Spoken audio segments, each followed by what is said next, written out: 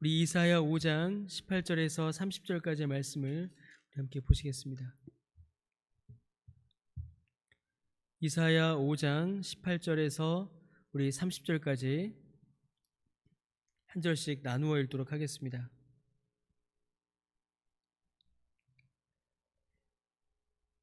한 절씩 나누어 읽습니다.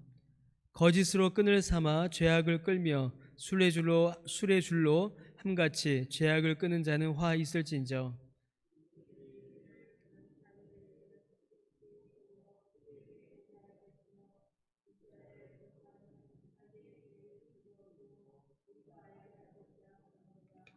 악을 선하다 하며 선을 악하다 하며 흑암으로 광명을 삼으며 광명으로 흑암을 삼으며 쓴 것으로 단 것을 삼으며 단 것으로 쓴 것을 삼는 자들은 화 있을진저.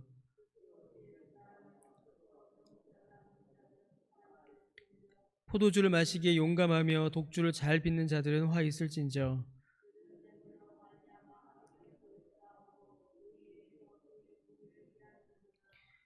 이로 말미암아 불꽃이 그루터기를 삼킨 같이 마른 풀이 불 속에 떨어진 같이 그들의 뿌리가 썩겠고 꽃이 티끌처럼 날리리니 그들이 만군의 여호와의 율법을 버리며 이스라엘의 거룩하신 이의 말씀을 멸시하였습니다.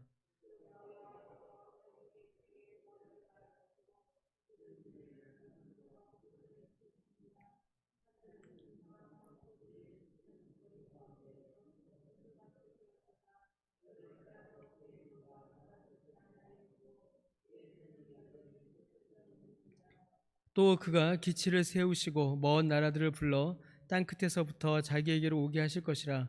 보라, 그들이 빨리 달려올 것이로되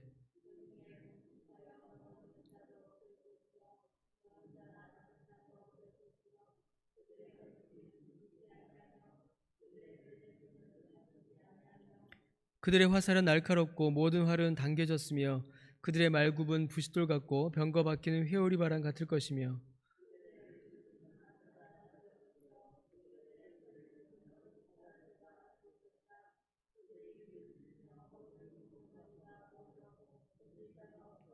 함께 읽습니다.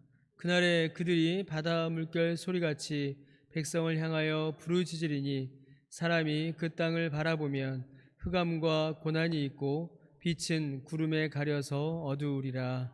아멘.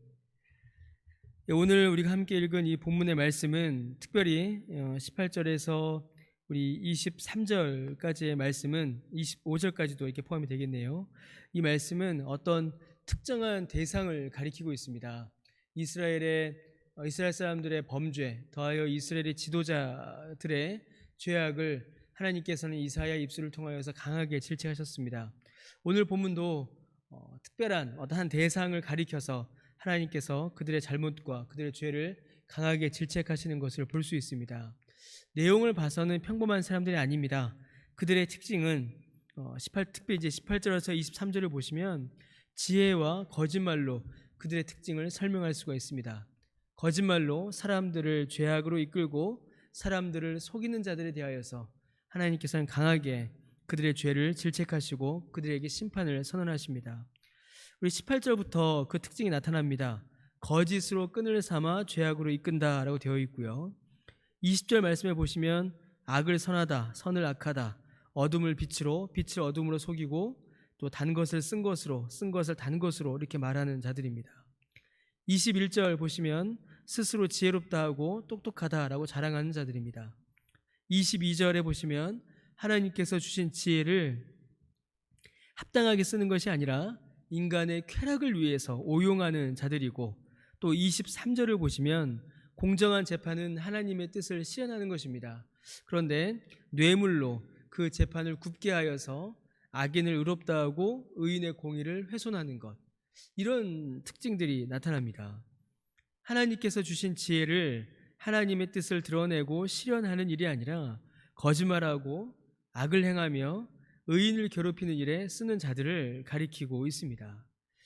여러분이 18절에서 23절 그리고 24절에서 25절에 있는 이 심판을 받는 이 대상, 그들은 바로 말씀의 사역자들입니다. 저는 어제 몇 권 책을 보면서 이스라엘의 지도자다 누구다라고 얘기를 하는데 저는 아무리 봐도 이 말씀의 사역자들입니다. 하나님의 말씀을 바르게 전하지 않고 왜곡하고 거짓말하고 또 거짓을 말하고 자기 욕심을 채우기 위해서 말씀을 굽게 하는 자들이 있었고 그들을 향한 하나님의 엄중한 경고인 것입니다. 말씀을 왜곡하는 자들 또 거짓말로 하나님의 말씀을 거짓되게 전하는 자들은 자신만 망하는 것이 아닙니다. 그 말을 듣고 믿은 자들 역시 깊은 수렁에 빠뜨립니다. 참으로 맹인이 맹인을 이끄는 것처럼 거짓말로 자기의 영혼이 망하고 그 거짓말을 들은 자들도 망하게 하는 자들이 바로 이 말씀을 왜곡하는 자들입니다. 그러므로 하나님의 말씀을 거짓으로 전하는 자들은 더 큰 심판을 받게 될 것입니다. 24절에 기록되어 있는 24절 25절 이후에 기록되어 있는 너무나도 무섭고 두려운 심판의 말씀들이 하나님의 말씀을 바르게 전하지 않고 거짓되이 전하는 자들에게 임하게 될 것입니다. 여러분, 얼마나 많은 말씀의 사역자들이 거짓을 좋아하는지 모릅니다. 이때의 선지자들, 거짓 선지자들만이 아니라 오늘날 목사들도 사실은 이 말씀의 질책에서 피하기가 어렵습니다. 여러분, 목사들이 거짓말을 너무 많이 합니다. 하나님의 말씀을 왜곡하는 것만이 아니라 세상의 일에까지 거짓을 말합니다. 잘 모르는 일에는 차라리 입을 다무는 것이 나은데 제가 목사임에도 불구하고 그런 생각이 들 때가 있습니다. 자신의 소견에 따라 세상에 거짓을 말하고 교회와 성도들을 혼란에 빠뜨리는 일들이 비일비재합니다. 한국교회가 왜 이렇게 어려움을 당하는가? 한국교회가 왜 이렇게 무너졌는가? 어떤 분은 한국교회를 가리켜서 중세 1000년 부패하였던 로마 교회 이후로 가장 부패한 교회다라고 그렇게 말씀하시는 분도 계십니다. 왜 이렇게 한국교회가 부패하였고 왜 이렇게 한국교회가 무너졌는가? 많은 이유, 원인이 있지만 가장 큰 이유, 가장 결정적인 이유는 목사들의 거짓말입니다. 목사들이 하나님의 말씀을 똑바르게 전하지 않고 하나님의 말씀 위에 바르게 서 있지 않고 하나님의 말씀을 거짓되이 전하거나 하나님의 말씀을 온전하지 않게 100% 열을 전해야 되는데 6만 전하거나 그러니 교회가 바르게 세워질 리가 없지요. 여러분, 목사가 거짓을 가르치니 성도들이 거짓을 좋아합니다. 또 성도들이 거짓을 좋아하니 사람들의 입맛에 맞추려고 또 목사가 거짓을 말합니다. 1차적 책임은 거짓말하는 목사들에게 있습니다. 그러나 듣기 좋은 귀에 즐거운 거짓말을 요구하고 그런 말들을 따르는 성도들, 회중의 잘못도 사실은 적지 않습니다. 1차적 책임은 목사에게 있죠. 목사가 거짓을 말하니까 성도들이 거짓을 듣게 되는 거죠. 그러나 그 거짓말을 요구하고 듣기 좋은 말을 요구함으로 말미암아 목사로 하여금 거짓말을 하게 하는 회중의 책임도 작지 않습니다. 그러므로 여러분, 목사도 성도도 모두가 하나님의 말씀 앞에 서야 합니다. 진리의 말씀을 붙들고 붙잡고 그 위에 우리의 믿음과 교회가 세워져야 합니다. 여러분, 이런 말이 있습니다. 목사는 성도를 가르치고 성도는 목사를 만든다라고 합니다. 짧은 기간이지만 제가 사역하면서 이 말이 정말 맞는 말 같습니다. 목사가 아무리 진리를 아무리 전하여도 성도가 진리를 기뻐하지 않으면 아무 소용이 없습니다. 또 반대로 목사가 아무리 거짓을 말하여도 성도가 거짓을 분별하여 진리를 따르면 하나님의 말씀의 역사는 반드시 회복됩니다. 그래서 목사도 우리 모든 성도님들도 우리 모두가 교회 전체가 하나님의 말씀을 사모해야 하고 그 진리의 터 위에 서 있어야 하며 말씀을 옳게 분별할 수 있는 그 말씀의 지혜가, 말씀의 지식이 우리에게 또한 있어야만 하는 것입니다. 여러분, 우리 교회는 어떠합니까? 여러분, 우리 강변교회는 어떠할까요? 여러분, 우리 강변교회는 어떻게 해야 저를 비롯한 우리 목사님들, 우리 전도사님들, 말씀 사역자들의 영적 건전함을 여러분 어떻게 해야 우리 강변교회는 유지할 수가 있을까요? 말씀 사역자들이 피나는 노력과 기도를 해야 합니다. 정말로 노력해야 되고 정말로 기도해야 합니다. 그러나 그것만으로 이루어지지 않습니다. 우리 모두가 말씀에 깨어 있어야 합니다. 우리 성도님들이 말씀을 사모하시고 말씀에 대하여 질문하시고 말씀에 대하여서 주 앞에 더욱더 간절히 기도하실 때에 그때에 교역자들도 더 말씀을 붙들고 더 깨어있는 겁니다. 말씀을 분별하며 진리를 사모하고 성령께서 우리에게 진리의 말씀을 가르쳐 주셔서 그 진리로 우리가 충만하기를 더욱더 기도해야 하고 더욱더 간절히 소원해야 합니다. 여러분, 교회에서 선포되는 설교는 누구의 설교일까요? 교회당, 이 교회에서 선포되는 설교는 여러분 목사의 설교가 아닙니다. 그리고 교인들의 설교도 아닙니다. 교회 안에서 선포되는 설교는 목사의 설교, 교인의 설교가 아니라 하나님의 설교입니다.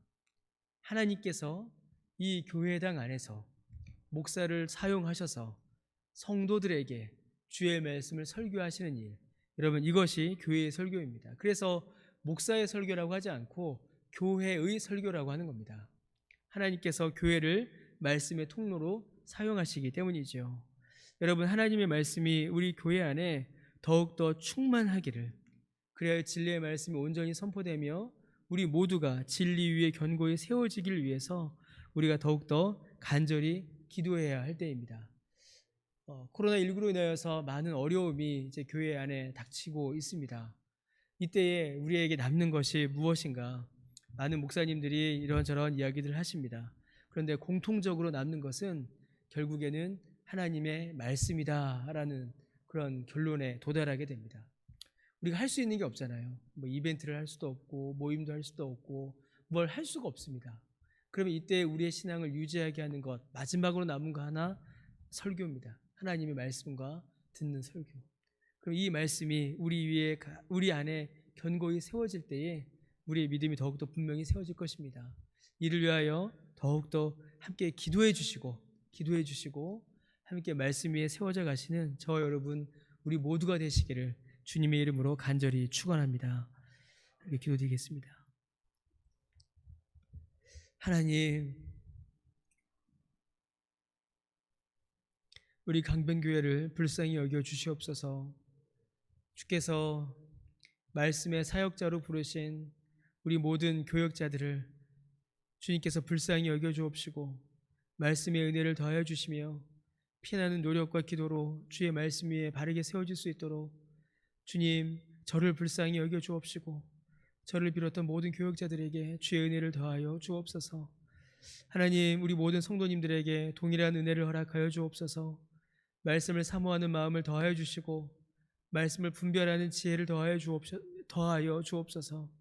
그리하여 하나님께서 우리 강변교회를 통하여서 주의 말씀을 선포하실 때에 그 말씀의 터 위에 견고히 세워져 나가고 그 말씀으로 말미암아 회복되는 우리 강변교회, 우리 모두가 될 수 있도록 주여 은혜 베풀어 주옵소서. 감사드리며 예수님의 이름으로 기도드립니다. 아멘.